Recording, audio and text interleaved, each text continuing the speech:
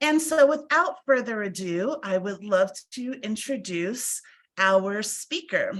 So I'm going to really quick just spotlight our speaker so we can all see them and say hello. And while we're speaking, there we go.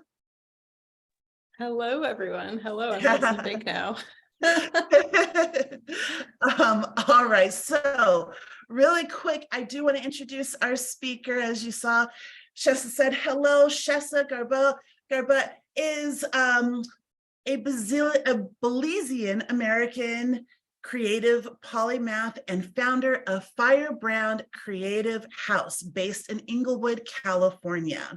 Their design practice focuses on brand identity and UI and UX for social impact initiatives and mission-driven organizations.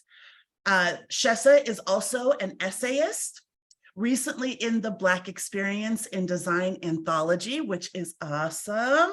A lecturer speaking on diversifying design, history, and co-design practices. She practices at universities and organizations such as IDEO, SF Design Week, and MICA, which we will talk about what those stand for in just a few. Where Are the Black Designers, and Adobe's Wireframe podcast. Schessa holds a BA in design from the University of Southern California and a certificate in type design from Type West. Please join me in welcoming Schessa. Thank you for coming. Thank you so much for being here. I'm excited for this conversation. So yeah, we'll go ahead and we'll start with IDEO. What does that stand for? That is a great question. You can start me with a pop quiz. That is a great question. I will throw it to the chat if anybody knows or wants to Google really quick. But IDEO is a design consultancy which was started in the Bay. And they are sort of design royalty of the Bay, maybe. But I like it. Presentation that I did for them was about decolonizing brand design, and it was as part of a larger project that Firebrand is working on. It was creating identities for each of the affinity groups. So like the Black employees at IDEO, women of IDEO, things like that. Awesome, I love it. The women of yeah. Gotcha. Very cool. Very cool. Awesome. Well, I figured we're talking about it, we should know exactly what it is. All right, Schessa, well, let's get right into it. Let's start from the beginning. I'd love to hear a little bit about your background and how did you start public speaking? Yeah, sure. So my background is I was born and raised in Los Angeles. I was raised by a Belizean mother here. And she always encouraged me to be creative. And she was like, if you're gonna, no matter what you do, just be good at it and make me proud. Classic first gen stuff. And she was totally cool with that being art and creativity. And so I pursued that in school and pursued it as a job. And in 2020, I left the studio that I was at here in LA, and I was like, what a great year to work for myself and work from home. And this was in January that I was saying these things. Oh, wow. And then come March, it was like, we're all working from home. And that's what I've been doing the past 3 years is working for myself as a creative director and a brand identity designer. But how I got my start in public speaking, actually, it's a little bit of a silly start. It started out as just something with friends. My friends and I would do something very nerdy called PowerPoint parties, where we would all get together and everyone would prepare just a 5-minute, ideally 5-minute presentation, or you try to present within that time on any topic of your choice. So I presented on cyborgs. I presented on aliens at one point. I think I talked about fonts at one point, but other people talked about pancakes and clouds and their favorite horror films. And it was like a great low pressure way to practice being in front of people and talking about something that you know a lot about and care a lot about. So it's kind of, you can do it on Zoom, you can do it in person. It's kind of a great way to practice being in front of a bunch of people and having eyes on you, but with like zero stakes, because it's just your friends. It's a topic that you already know a lot about. Yeah, that's awesome. I love that idea. That's Yeah. it's a great way to practice in front of people that are cheering for you. And yeah, that's awesome. I love it. And it's not at all silly. That is a great way to get started. It's not at all silly. In fact, if it is silly, who cares? Who wants to be not silly, right? Exactly. That's Exactly. awesome. Yeah. I think it gave me this sense.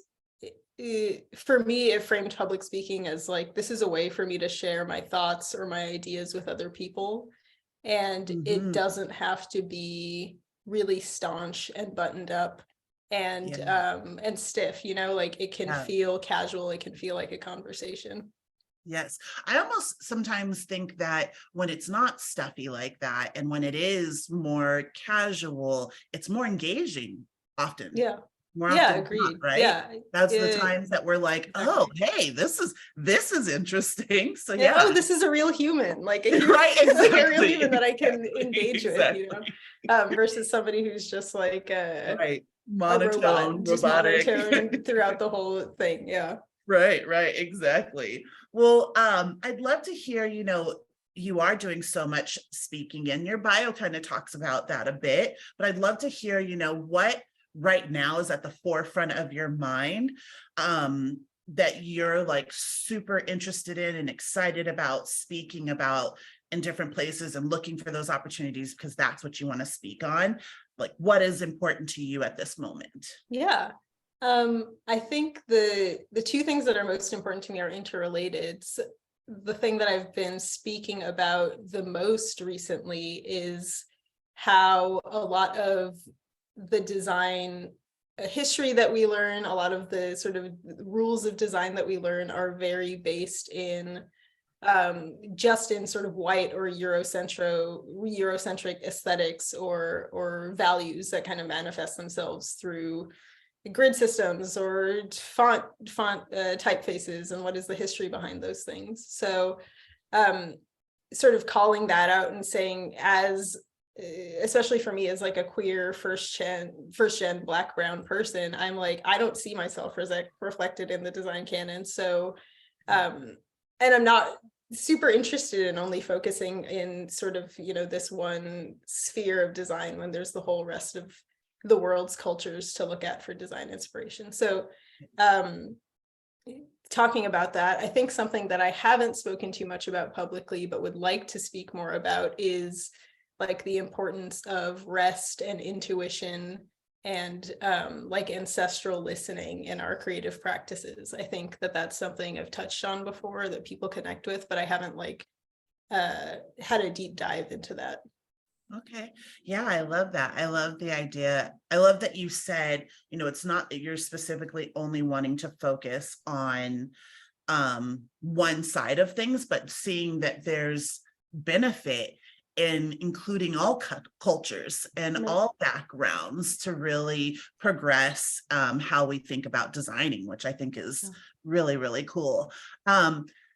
So in thinking in terms of speaking, what was your first speaking engagement other than what you did with other than with my first like official speaking engagement? What was that like for you? Yeah, it was pretty cool. It was I can't remember what institution it was for, but it was up in the Valley, and I spoke on a panel with two other Black professionals in design. One of them was I think the creative director or the VP of design for the Oprah Winfrey Network.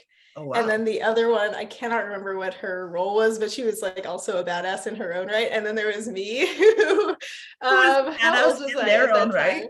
Yes, a badass, but like whatever it means to be a badass at 24 at the time. And we were talking about our career paths, how we had gotten to the places that we were at in design. And so I was speaking with these two like really lovely, awesome, incredibly talented folks on either side of me. And I think on one hand that was intimidating, and on the other hand, the organizer who had set up the event was like, hey, you're up there for a reason. Like, I asked you to speak to this for a reason, and that really helped with my imposter syndrome. Yeah.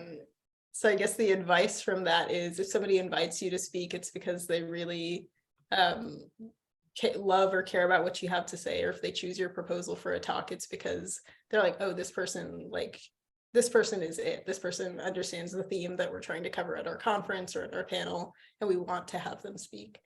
So that helps a lot.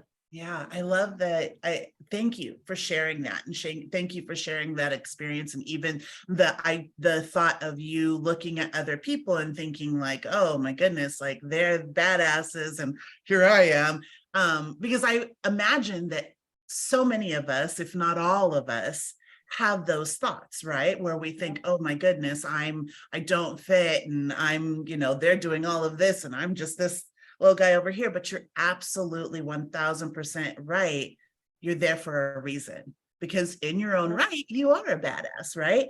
In our own right, for every one of us, we've all got our badass going on, even at 24, which has long surpassed me, but old friend. I think, and I think that everyone that we meet, we can learn something from. Absolutely. And that includes ourselves, so I don't know, even if you think like, oh, there's nothing I can share that these people haven't heard before, there definitely is something from your lived experience, or the way that you've studied things, or the way that you connect things, that is a new perspective. Definitely. I love that. Thank you for sharing that. That's what we definitely stand by, and 1000% agree. Women Talk Design, that's what we try to instill in our community, and really foster that thought, that mindset. So our next question: how do you find speaking engagements? Do you go out seeking them? Do people approach you? Is it a mixture of both? Yeah, so it's a mix of both. Sometimes I will be invited to speak, and they're like, okay, please come up with a topic, kind of pitch us your topic within this broader theme. So last year for the Y conference in San Diego, the theme was imagination. And they were like, we would love for you to speak something within this realm. And that was the first time that I spoke about how my practice was doing what I was talking about before with the decolonizing design, or decentering whiteness in my design practice, talking about that and then showing examples of my work and how it was doing that. So sometimes people invite me, sometimes I will reach out. An example of that is Type Thursday LA, which is for type designers and font nerds who want to see sort of in progress work. Right. And they were looking for proposals, and that was like an Instagram call for proposals, because it's a more casual event. So I just DM'd them and I was like, hey, I'm interested. Here's kind of the project I'm thinking. Let me know if you have open space, in the next couple of, I think they do it every month. So in the next couple of months. Awesome. I love it. And you made me think of something else. I know that you're an artist, you're a creative. How do you marry that with your speaking? Do you use some of that artistry and that creativity in your speaking engagements as you're putting together talks and things? I think part of the way that I use it is, if I'm speaking and I have slides or like a presentation, visuals, I'm really thinking about, what is the one thing I want somebody to get from this slide? Like talking about the actual design, like the graphics or the words on the slide. What's the one thing that I want people to get from this slide? What's the focal point? So thinking about my slides as designs. In the end, I don't want to say design as in like you have to make this whole like Michelangelo or Sistine Chapel-esque thing on each slide. They can be pretty simple graphically, but I guess my art or my artist's eye has, I'm really tuning it for like the medium of PowerPoint as much as like painting or illustrating. Right. Yeah. Yeah, very cool. So when you're talking about like the way you think about your slides and things like that, that's kind of how you implement some of your artistry and your creativity. But as you're developing your talk and practicing for a speaking engagement, like how do you do that? What are the ways what steps do you take to develop a talk or get prepared? Like, for example, the call for what was it, for imagination, a talk on imagination. How did you decide, okay, this is what I'm going to talk about, this is how I'm going to do it? Yeah, that was that's a really interesting one to ask about. So that talk was maybe the second in-person one that I had done since 2020. So I did one over the last summer that was in person, and then another one, and then that one I think it was in September. And they had invited me several months prior. They were like, we would love for you to do this, and I confirmed, I knew the date. And so for however many months that was prior to I was like, let me think about what I want this talk to be, and I'm not sure what I want it to be. And then maybe I was like, a week before, I'm going to start putting something together. And I think I talked to a couple of different friends about what they see in what they could reflect back to me and what they see in my practice. This talk I was particularly nervous about because it was in person and it was for other designers. The other one over the summer had kind of been like a general public thing. So I was like, oh, well, they don't know what I don't know, but other designers definitely do. So a week out, I talked to a couple of friends who I always sort of bounce ideas off of. And then on I think it was a 2 or 3 hour train ride down to San Diego. On the train ride was when I actually had I used Figma for my presentations. So I actually had Figma open and was like making the presentation on the train to the conference. So I don't know if that's like good or bad advice, but it's the truth. And then I was on the second day of the conference. So I sort of made a skeleton of the presentation or the slides I knew I wanted to be in there, but I didn't know how to connect them. Mm-hmm. And then I spent the first day of the conference observing the other speakers and taking notes on how they were presenting their ideas, how they were presenting their work, how they were presenting something complex, something simple, how they were laying out their slides. And then the morning of the second day, and I was one of the last presentations of the day, the morning of the second day, I just like filled in everything and like rearranged all of the slides in an order that made sense to me. And I think I did a lot of writing and sort of sketching, like word mapping of my ideas before I took it into the slides, and just being like messy on pen and paper. And then 5 minutes before the presentation, I listened to I'm That Girl by Beyonce, like very quietly, meditatively in the front row of the auditorium as people were like filing in. I was just like, can I curse on here? You guys know the opening words of the song. Yeah, and it was like, these blah blahs ain't stopping me. Like I was just sitting there like praying to, I guess, Beyonce, I don't know. Yeah, and then I went up on the stage and gave the presentation. I love it. I love that you used the example, or you specified how you watched other people and what they were doing and kind of took notes. Yeah.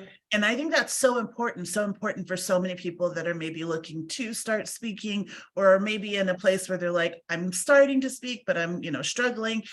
It is great. And one of the reasons that we have the Speaker Stories event is gleaning that wisdom from other more experienced speakers is priceless. Like that is something that is so beneficial to so many, to everyone really. And I love that that was one of your resources was, okay, let me watch and let me take notes and see how they're putting this together. And then gleaning all that information and kind of putting it together the way it fits and works for you, which I think is something that we don't realize how important it is, and how much we can learn from one another, right? Yeah, totally. There were things, just seeing other people's styles and I guess figuring out what made sense for me, what worked for me and what didn't. Sometimes you'll see a speaker where you're like, this is not aesthetically the style, it's a performance to a certain extent. So you're like, this is not really the style I would go for in this regard, but I liked this aspect of their presentation. I liked how they laid out their points here, or how they took us through a story. So I think it's important to learn great tips and things that you do like, but it's also nice to see like, oh, I don't really like that, or it's not my style to do it that way. This is how I would do it. It helps me too. Yeah, I love that. That's great. So I'm going to ask a couple more questions, but as I'm doing that, folks, please think of your questions, pop them in the chat because I'll be opening it up to the audience in just a moment. So please pop your questions in the chat. And my next question for you, Schessa, is, and this is probably a yes, but has anything ever gone wrong while presenting? I can say for me, a million yes. Definitely. I will say, and I say this not to scare you guys off, but at least something tiny goes wrong every single time I present. Every time. And I think the key is to mentally prepare for like something. There will be like a random little hiccup. Today, the random hiccup was I was in the waiting room and we were supposed to do a tech check. We didn't get to do it until like right at 4, but it was fine. Like for us to just be like, it's cool. We're here. We're on the thing. Everything works. Like, let's go. I think when you get into that cycle of like, oh, it's not going right. Oh, now I'm flustered. Oh, now I'm going to have a full blown panic attack. Now, but I have to go on stage. Then you get into a cycle of like, now I'm in my head and I forgot what I was even going to talk about. So a little thing goes wrong every time. I think it's important to like not let yourself get caught up in whatever that's going to be. I'm trying to think of a time where something went horribly wrong. I don't think that has happened. No. Once at a conference. No, thankfully. Ooh, knock on wood. Once at a conference, I couldn't figure out how to advance the slides, like the clicker slides. And I was like, somebody just had to come up and show me though. So I was like, okay, let me just take a breath, reset. I love that you said to stay like calm and not allow it to get in your head. Because I know for myself, that's something that I've had to learn and I continually am learning, where things will go wrong. And if there's small things, I'm fine. And then if something big, or I feel like it's big, then I'm like all over the place. And I'm like, what am I doing? And, people have to remind me, like, take a breath. It's all fine. And like, move on. And it's something that happens to literally everyone. And it's all about like keeping your composure, and also just knowing that like, technology is imperfect. It's gonna fail on us. You never know what's going to happen. So being ready and taking that moment, it's okay to take a stop and take a breath and be like, okay, let's move forward. And I love that you pointed that out of just, you got to keep going. Don't let it drag you down where you're spazzing out throughout the rest of the event. Yes, exactly. And I'll do that in the middle of a presentation as well. Like if I'm tripping over my words, or I'm like, I feel like I haven't literally taken a breath in like 60 seconds, taking a pause. And if I'm on Zoom, I'll like mute myself and like take a really deep breath in and out. Yeah. If it's in person, just like taking a pause and kind of composing myself has helped a lot. It helps me to clear my head and also helps me to speak a little bit slower, because that's something that I like I'll talk really fast, and it's good to speak a little bit slower so people can understand you. Yeah, yeah, that's so true. That's a great point about taking a moment to allow yourself to slow down, because so often it's kind of something that I would say almost everybody has, of you get nervous and then you start speaking really, really, really fast. And then you think you're speaking slow, but everybody else is like, wait, what did they say? That was Really quick, so huh? quick. Yeah, exactly. So taking that moment to slow Yeah. down and think through what you're saying. Yeah, I love that. And I think I saw a hand up, but maybe that went away. If you put your hand up, please put it up again for me and we'll go ahead and call on you. And while we wait, let's talk about your speaking and how that's impacted your career. Yeah. Yeah, sure.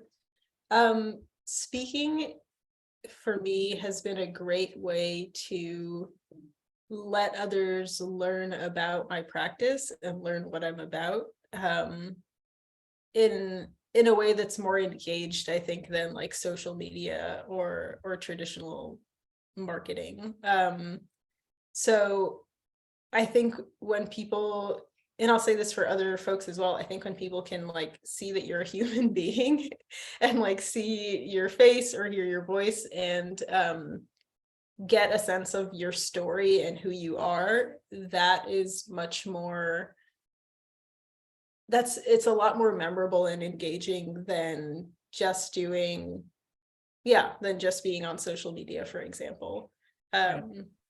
So my public speaking has helped me to tell my story in a more narrative and emotive way than people just like reading my website. And it's helped me reach folks who wouldn't have necessarily been interested in my work prior. Recently, I was on an Instagram live with the Nap Ministry, and the Nap Ministry, and we were talking about a rebrand that I did for them. And the Nap Ministry has followers from all different walks of life, like folks who are teachers and activists and care workers and lawyers and like healers and nurses and folks all over the map, and those people would have never, aren't necessarily thinking about design every day, or aren't thinking about, oh, who are the people behind the stuff that I have in my life, like who makes the things that I look at on my screen or that I have in my home or out in the city. They don't think about that every day. So that's an example of how public speaking allowed me to reach folks outside of the design sphere, outside of type design, which is a very small world. But those people were still able to connect to my story or connect to the work I was doing in a way that was more accessible to them, which was Instagram Live. Awesome. I love it. That's very cool.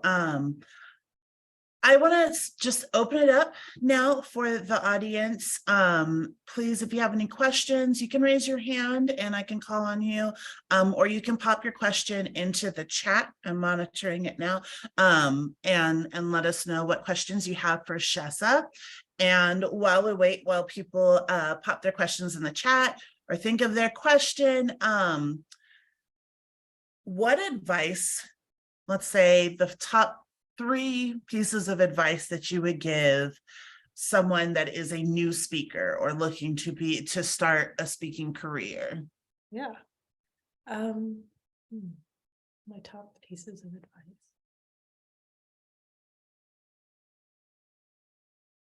I would say my first piece of advice is to know yourself and kind of know what you need prior to doing something that's really nerve-wracking.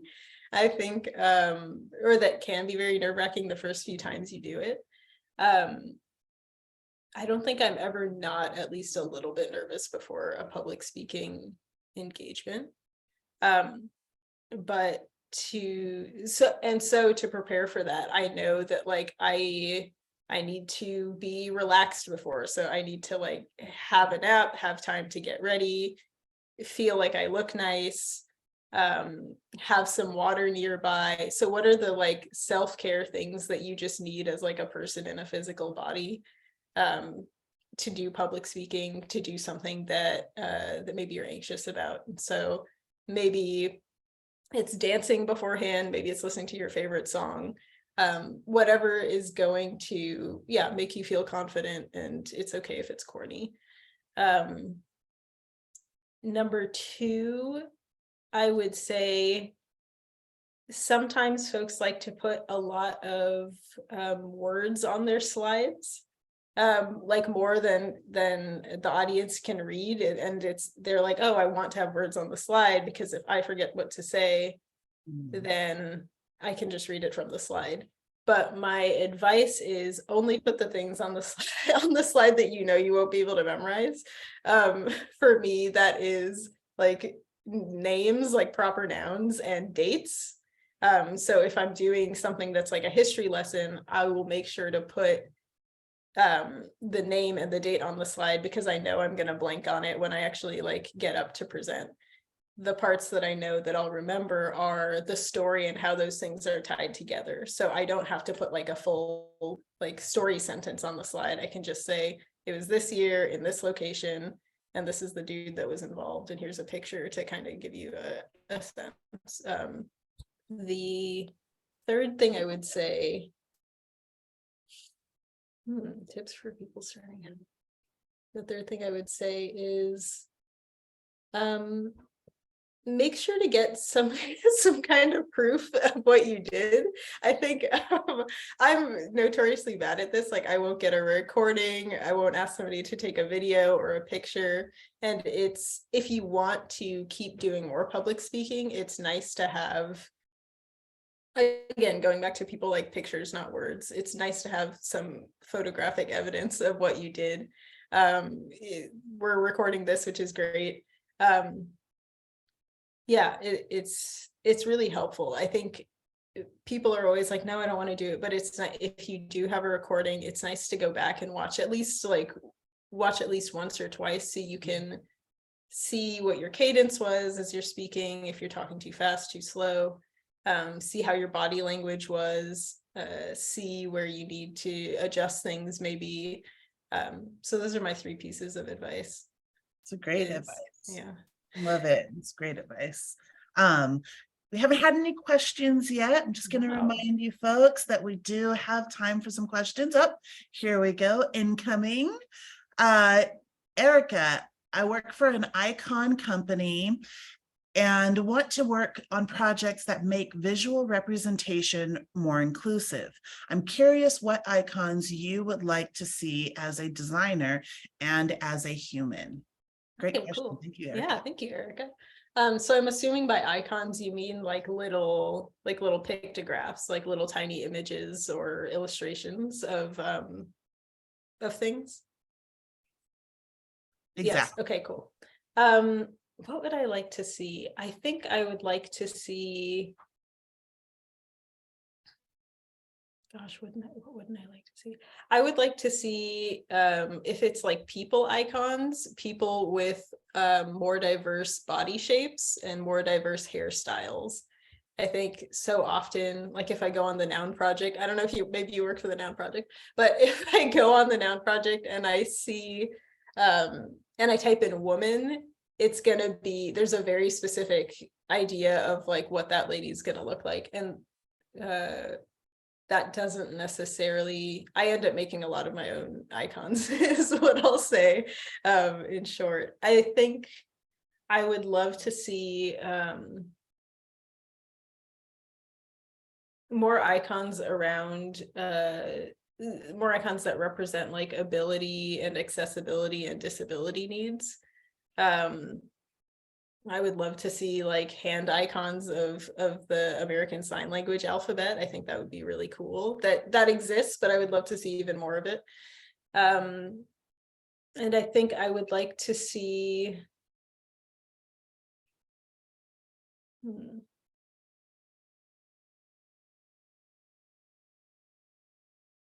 I'm like really, I'm like, I want to know more about your icon job because it depends a lot on, sort of what icons you're making. And now I'm like, oh, what would I like to see? Um, I think more gender inclusive icons in general. Yeah. Awesome. Yeah. Thank you. So yeah, whether that's I don't know what like a non-binary icon would look like, but I am tired of the bathroom sign that's like half like man, half woman. Hopefully we can get creative and do something that's a little bit more fun. Absolutely. I love that. Do we have any other questions? I'd love to ask a couple more questions.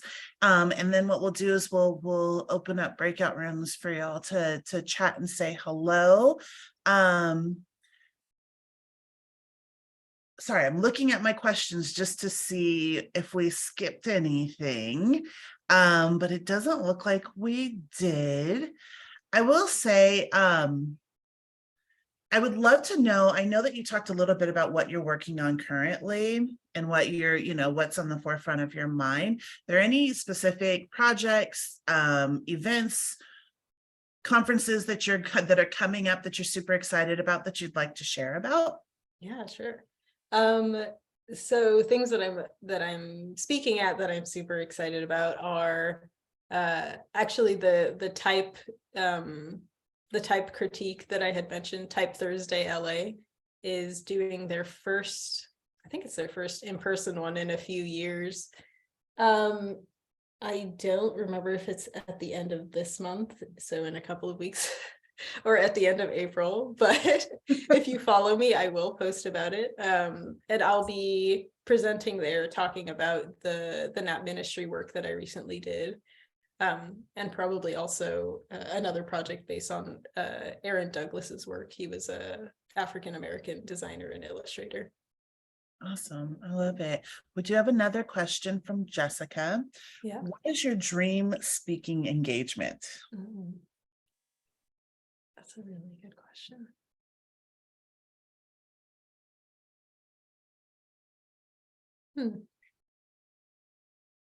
I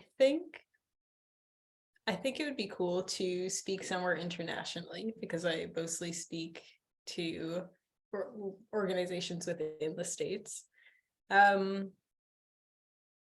think I'm sure this exists. If you know of a event like this, I would love to hear about it, but it would be really cool to present at like an Afrofuturist conference or just like a general futurist conference, and maybe the presentation would be some of my like sci-fi writing that I've done, or like a sci-fi, yeah, it would all be like Afrofuturist themed, like all this stuff in my work that's related to that. Very cool. I love it. I love it.